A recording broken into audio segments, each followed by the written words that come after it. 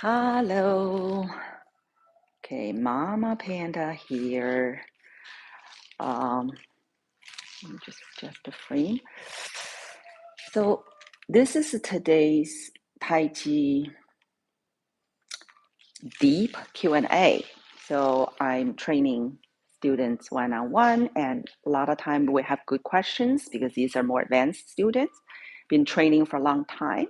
So actually today, the question is about Tai Chi walking. So it's like what is a Tai Chi walking? It's all over the internet, right? Have you seen all the AI generated videos about 7 days of Tai Chi or printable or this and that? And then Tai Chi walking is all over place. And everybody's talking about it, teaching it, or practicing it. Okay, so what is a Tai Chi walk or Tai Chi walking? So understand what Tai Chi is on principle, right? On principle, first of all, Tai Chi training doesn't have to be a martial art, just Tai Chi exercise, meaning you're gonna do some body mind thing with Tai Chi principle as your guideline, right? So this Tai Chi principle, Tai Chi training is first a sensation training because it is a mind body. It demands your mind body unity, right? So it's not just a talk, philosophical talk, but also it's not just a physical move, right? You need to connect the two. And also, Tai Chi principle, number one, focus, concentration, and it's an internal art, internal training between you and yourself, you and your shadow. And also the one thing moves, everything moves. So it means it's a structural training. And it's gonna shift your attention to the middle part, okay, to the middle part. So it's a very important concept here you're gonna learn is qua, okay, qua. So the qua includes your hips, but not limited to it. So you got the joints, the hip, and this whole structure in the middle, kind of the body, right? Center of the body. So, okay, hi there. So the qua as this structure being the general, the commander of arms and even legs if you're going to do kicking, right? Soldiers. So qua orientation marks if you are a Tai Chi practitioner. Let me repeat that. The qua orientation from the qua marks if you are a Tai Chi practitioner. It's very important because guess what the rest of the world orient around, right? The rest of the world, it's ankle oriented. And Tai Chi practitioners are qua, hips, pubic, this whole middle section, qua oriented. Okay, very, very important. If you go do a Tai Chi, the movements are not even qua oriented or it's not even mentioned. Well, I don't know what kind of Tai Chi that you're practicing. So the reason a Tai Chi practitioner can possess this superior balancing skill, right? Is one of the reasons, not all the reasons. One of the reasons is because of this qua orientation.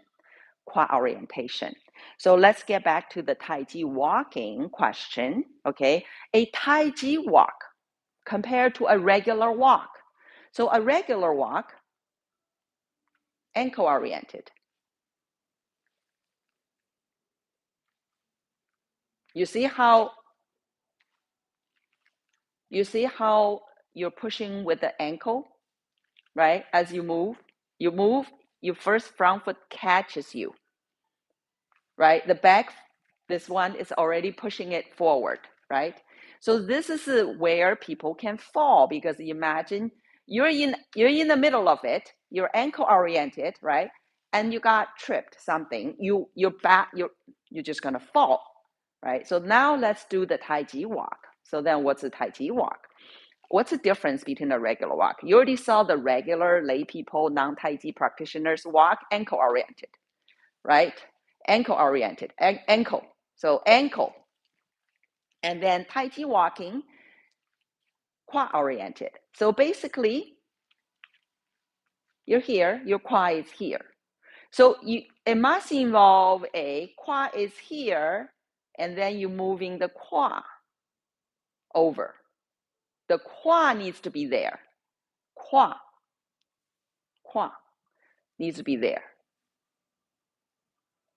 right? Quad is here. So set up, move the quad. I'm changing direction because I only have a very short frame here. So let me do this again. So the quad is this middle part of you, the structural in the middle. And Tai Chi walk or Tai Chi practitioners being the quad-oriented, right, expert, pros. So always have the quad aligned.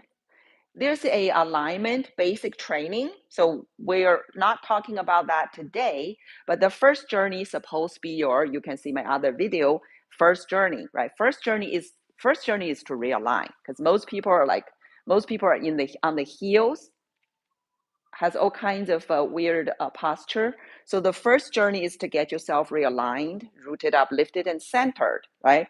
And then the quad orientation training. So the quad orientation is your quad is here, then you put the foot out, set up your geometry, structure, then you move your quad, okay? Then you move your quad. You see my quad is here now, right? And set up, move the quad, move the quad. Your quad is here, you see your alignment, and set up and move the quad.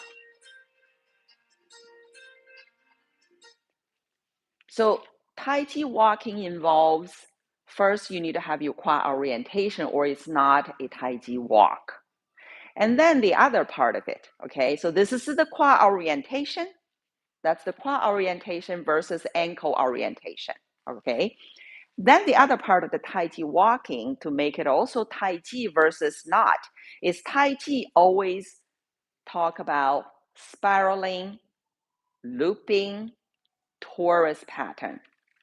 So taking out the linear pattern, because the torus pattern, the spiraling looping is actually the authentic natural pattern. If you look out the nature, that's what nature intended, right? So the straight, like a robotic kind of thing, actually human are just all arteries. You can see any body parts naturally arched, right? So as we move, right, the quad is oriented. We already know that we're quad, but we're not doing straight line, right? So we have that line and this line. You can see the width between shoulder width as from your ready position, right? And then as you walk, you actually have a little bit of width, because it's not going to be the cat walk, because you had to train to do the catwalk on the one line and keeping the alignment in the center. It's a professional training, like a model, right? So they remain in the center, and they have a structure, they build very strong alignment. So when they're doing that small, we call spinning shifting. The quad is spinning shifting, okay? So that's a skill trained for models. But for normal people, it's not gonna be a tight rope or balance beam walk, right? It's very challenging. So you're gonna have a little bit of width, maybe not shoulder width, but a little bit of width.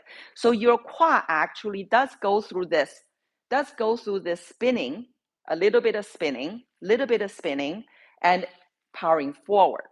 So the quad is spiffing. We call spiffed, spin, shift.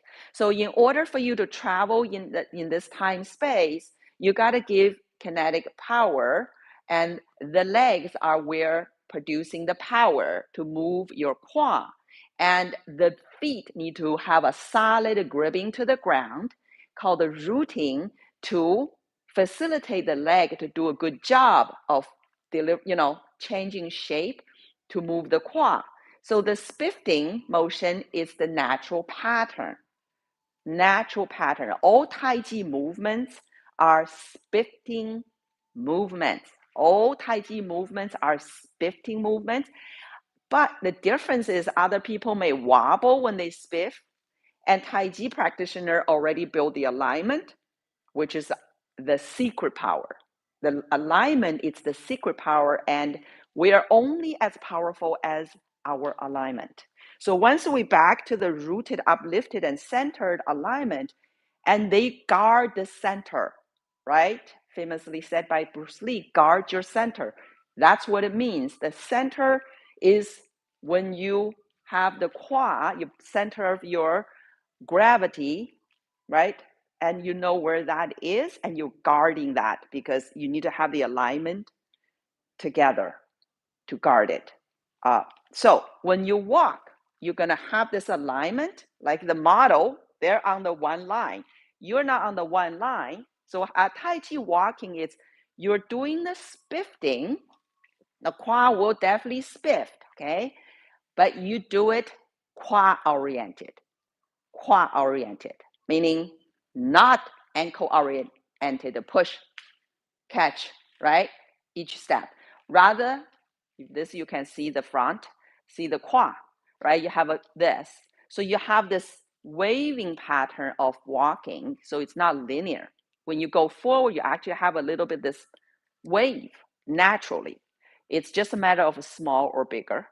Okay, so what Tai Chi walking usually is referring to because you could do forward walking, backward walking, side walking, all in Tai Chi principle, right? That's our basic training, right? That's our basic training. So typically people just talking about forward Tai Chi walking. So the Tai Chi walking, you would have quad orientation and spifting of the quad. That would compose a Tai Chi walking. It's the essential component when you do such a walk. And of course, in Tai Chi training, usually they would slow you down. Like it's a slower, steady, right? And very, very disciplined, very, very aligned. So you first keep your alignment. So you have a posture control, alignment control, and then you have a speed control. So when you walk, you have a constant, slow, steady speed, continuous. And of course, there's the level control, which is more advanced. So the quad being level, right? You're gonna load your body, right? So load the big muscles at your own fitness level, and you're gonna keep it level. So the walking shall be horizontally flowing, right? So it's not bumping up and down, bumping up and down. So there's the alignment control, speed control, and level control. So the three first control is Tai Chi training's ABC. I call it ABC in our training. And a Tai Chi walk, therefore, if it's a forward, you start with this, and you're going through this, right? So you have angles. You set angle for the wave. 45 is always a good place. So 45-ish. So you set up, you see the quad, right? And we're gonna put the hands behind the tailbone on your quad, so no distraction on the upper body. You're just gonna, with the arm, so you're just gonna see all these other stars, your ankle, your knee, your hip, right? And with the spine, so you see, you set up about 45-ish, and look at the quad. You move the quad with both legs, both, not just the back one, both, right? And then you get to 100%. 100%. So you can free up this knee and you can make a T stance up in the air or on the floor, either way. And then you're going to need to set up on the other track, not on the balance beam or tightrope. And you set it up,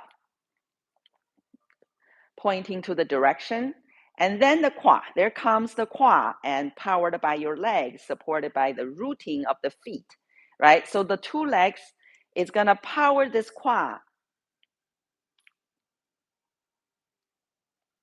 to do a spifting move. Spifting, spin, shift. Spifting towards the front, and at the end, a frontal bow stance. Okay, so balanced and safe. This is usually how you go through this Tai Chi walking. Do you see how I came from back there with this one leg? I set it up, and then I do this power spifting move of the qua, okay? And with measure, so it's basically your knee must be captured by the neck of the big toe, meaning not further, not overextending, okay?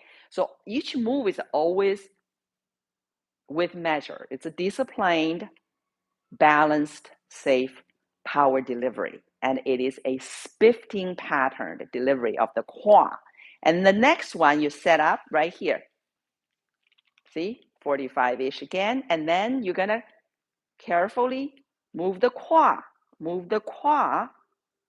above this root. 100% is when you can free up the other knee.